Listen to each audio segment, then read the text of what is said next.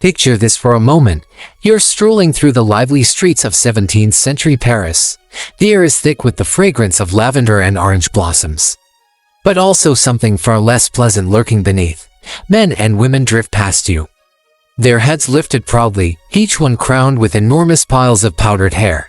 At first glance, it looks eccentric, almost theatrical. But these weren't just wild fashion statements. They were symbols, shields, even masking secrets that polite society dared not speak aloud. Beneath those wigs lies a history soaked in illness, deception, royal vanity, and the never-ending struggle to maintain appearances in a world where reputation could make or break you. This isn't simply a tale of hairstyles and powder. It is the story of how a terrifying disease launched one of the strangest and most extravagant fashion trends in European history. For more than a century, it became almost unthinkable for a nobleman, especially those moving in royal circles, to appear in public without a powdered wig perched on his head. These wigs weren't just accessories. They were statements of wealth, politics, medicine, and even survival. Some were so large they could scrape the roof of a carriage. And while today we might chuckle at portraits of men in cascading white curls, back then, wigs were everything. So where did this bizarre obsession begin? Strangely enough, it all goes back to one of the most feared diseases in history, syphilis. When syphilis first appeared in Europe in the late 1400s, panic spread like wildfire, with no antibiotics and little understanding of how infections worked. The disease quickly gained a reputation as almost mythical in its cruelty. Early signs might be dismissed as mild, just a few sores or a rash, but as it advanced, the effects were horrifying. Flesh rotted, bones weakened, noses collapsed. And yes, hair fell out in ugly patches. Victims were left permanently disfigured, their bodies betraying them for all to see. And in a society where beauty was more than vanity, where grooming and physical appearance were directly tied to power, status, and even moral character, this kind of physical ruin was catastrophic. 17th century Europe was obsessed with appearances, a smooth complexion, polished manners, and above all, a full head of long, thick hair spoke of wealth, vitality, and discipline. Hair wasn't just fashion, it was a statement of nobility. Long, glossy locks suggested you had the time and money to maintain them, that you were cared for by skilled servants or stylists. So when illness stripped away that symbol, the results were devastating. Baldness didn't just mark someone as unlucky, it raised whispers of scandal. Was it poverty, promiscuity, disease? Whatever the reason, losing your hair could also mean losing your reputation among the noble class, whose identities were built on image. The shame was unbearable. And because talking openly about disease, especially one tied to sex, was taboo, people chose silence. Instead of confessing their suffering, they reached for a different solution: disguise. This is where wigs entered the picture, not out of vanity, but necessity. Men began covering their patchy scalps with carefully made hairpieces. Women padded their thinning curls with braids and extensions. At first, these efforts were subtle, just enough to blend in, to keep up appearances. But soon, the disguise grew bolder, more elaborate, and more creative. Wigs transformed from a medical cover-up into a cultural phenomenon. What started as a desperate attempt to hide the scars of disease evolved into one of the most dominant fashion movements of the era. And as with all trends, it took one person in particular to cement wigs into the very fabric of European culture: a king obsessed with his image. Louis XIV of France, better known as the Sun King, wasn't just any monarch, he was a walking emblem of French majesty. His palace at Versailles glittered with gold. His portraits showed him radiating strength, youth, and divine right. Every detail of his public persona was carefully curated. But there was one problem: Louis began losing his hair while still a teenager. For a king, baldness wasn't just inconvenient, it was dangerous to the myth he was building. Weakness didn't fit the image of eternal youth and power. So Louis turned to an unusual solution. He hired not one, not two, but an entire army of wig makers, up to 48 at one point, to design elaborate hairpieces that would restore his lost crown of hair. But these weren't ordinary wigs. They were towering, dramatic, crafted to extend his silhouette and exaggerate his royal presence. Each one was less like an accessory and more like a monument. In portraits, Louis's wigs seemed almost as important as his robes or his crown, radiating grandeur and immortality. And of course, when the king did it, everyone else followed. Within no time, nobles across France and soon across Europe were scrambling to imitate his style. Wigs weren't just fashion anymore, they were politics. To appear without one at court was to risk exclusion. Wearing a wig wasn't optional, it was mandatory for anyone wanting to be taken seriously in elite circles. But underneath all the curls and powder, the true purpose of wigs remained. They were still masks, disguises built to hide the unspeakable. For all their grandeur, wigs were never just about fashion. Beneath those cascades of curls, they served a darker, more practical role. They were shields, carefully crafted masks designed to hide what polite society would never acknowledge aloud. A finely made wig could do far more than cover thinning hair. It could conceal oozing sores, blotchy rashes, or disfiguring scars left behind by diseases like syphilis or smallpox. When worn with confidence, a wig could transform a sickly figure into one of elegance and refinement. It was a costume of health, whispering nobility where nature had spoken of illness. And wigs didn't just disguise disease, they also became an unlikely solution to another plague of the time, lice. Hygiene in the 17th century was, by modern standards, shockingly limited. Baths were rare, combs weren't sterilized, and head lice were a constant nuisance, but wigs offered a peculiar sort of relief. Instead of struggling endlessly to clean natural hair, people began shaving their heads and wearing wigs on top. A wig could be removed, boiled, treated, and powdered, an easier task than delousing one's own scalp. Wig makers even developed entire routines to refresh their creations, dusting them with new powders, perfuming them with lavender or citrus, and styling them into crisp curls. It was like a luxury spa treatment only for your hairpiece. Of course, wigs didn't stay simple for long. What began as discreet cover-ups soon became a canvas for extravagance. By the late 1600s, the wigs themselves were growing bigger, bolder, and heavier. Curls spilled dramatically down shoulders. Towers of hair rose above foreheads like miniature monuments. The powder used to whiten them became its own fashion craze.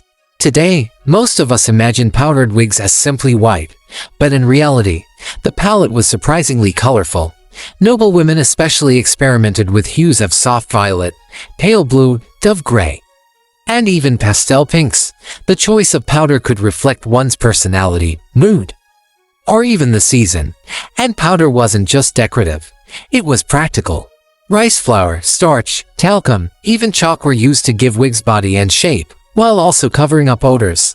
Some ingredients were harsh, irritating the skin beneath, but they served their purpose. The real luxury came from the fragrances added: lavender, rose, orange blossom, in an era before deodorant or regular bathing. A scented wig was not only stylish but almost magical. Imagine walking into a crowded ballroom and carrying the aroma of roses with every move of your head. That alone could turn you into the center of attention. As wigs grew more elaborate, their symbolism deepened. They weren't just disguises anymore, they were declarations. The bigger and more dramatic your wig, the higher your status. The phrase bigwig comes directly from this era, describing those wealthy or powerful enough to afford the tallest, most extravagant hairpieces. It was a literal display of hierarchy. The taller the hair, the higher your social standing. Naturally, an industry this big needed rules. By the late 1600s, France had established a formal wigmakers guild, regulating who could craft wigs, how they were made, and even setting standards for quality. The profession exploded. By the 1770s, nearly 1,000 wig makers worked in France alone, serving nobles, clergy, merchants, and anyone who could afford to join the craze. For many artisans, wig making wasn't just a trade, it was a path to wealth and prestige. But as with any trend, once the upper class adopted wigs, everyone else wanted it. Merchants, craftsmen, and even blacksmiths began powdering their hair and walking the streets like aristocrats. Suddenly, wigs weren't just the mark of nobles, they were everywhere. And this terrified the elite. If commoners could look like lords, then what separated the two? What good was status if anyone could imitate it with enough powder and curls?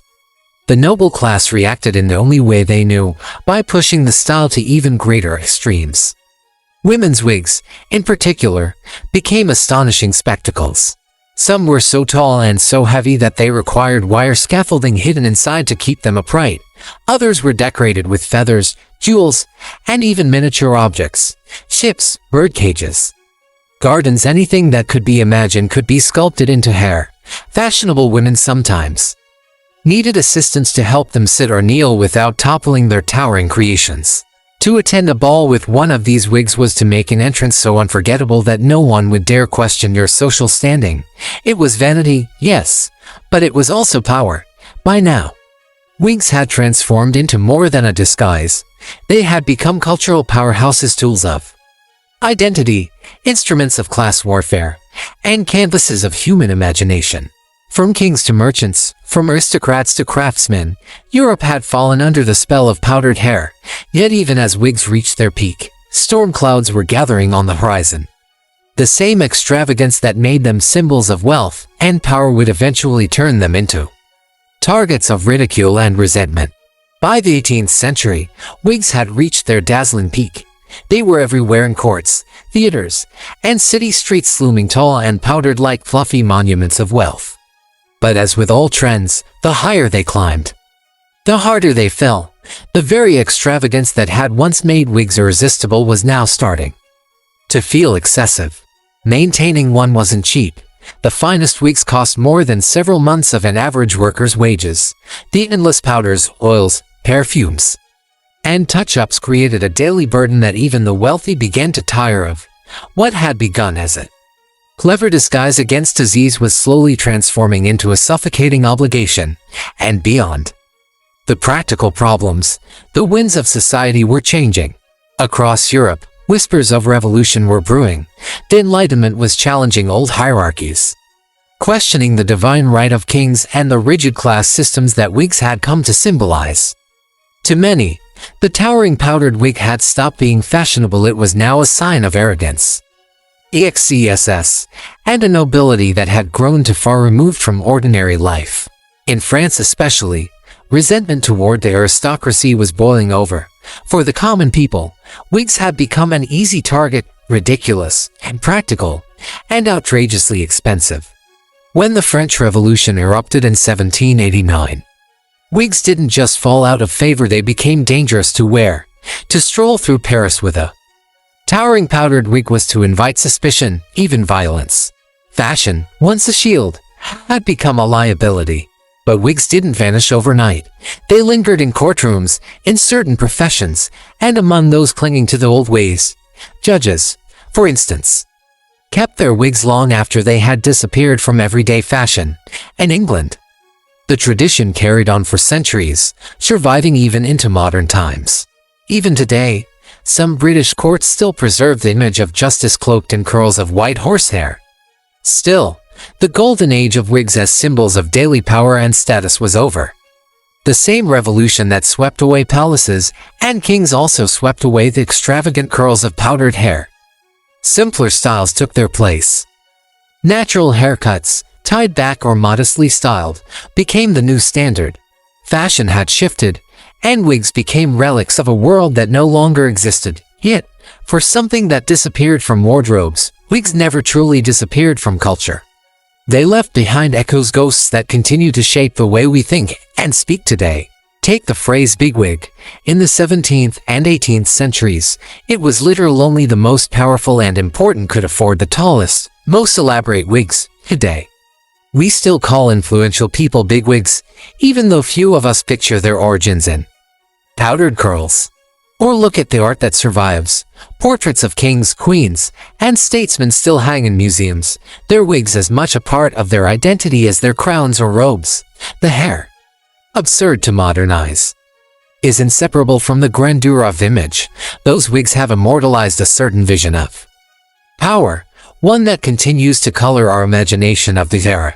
And of course, wigs left behind more than language and portraits. They taught us something fundamental about human nature.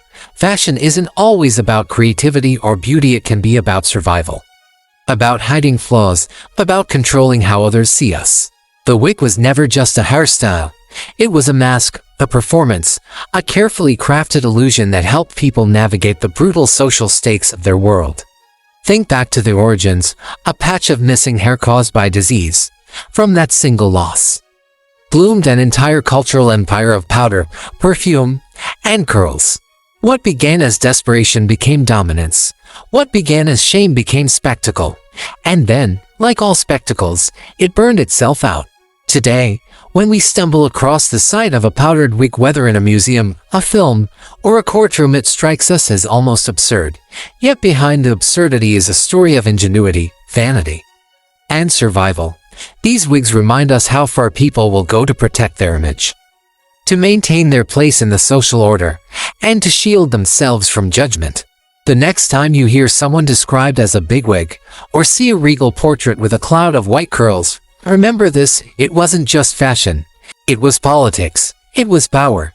It was scandal. It was survival. And it all began with something as simple and as devastating as a patch of missing hair. If you enjoyed uncovering this strange and fascinating chapter of history, don't forget to like the video, subscribe to the channel, and hit the bell icon. There are countless more hidden stories from the past waiting to be told, and you won't want to miss them.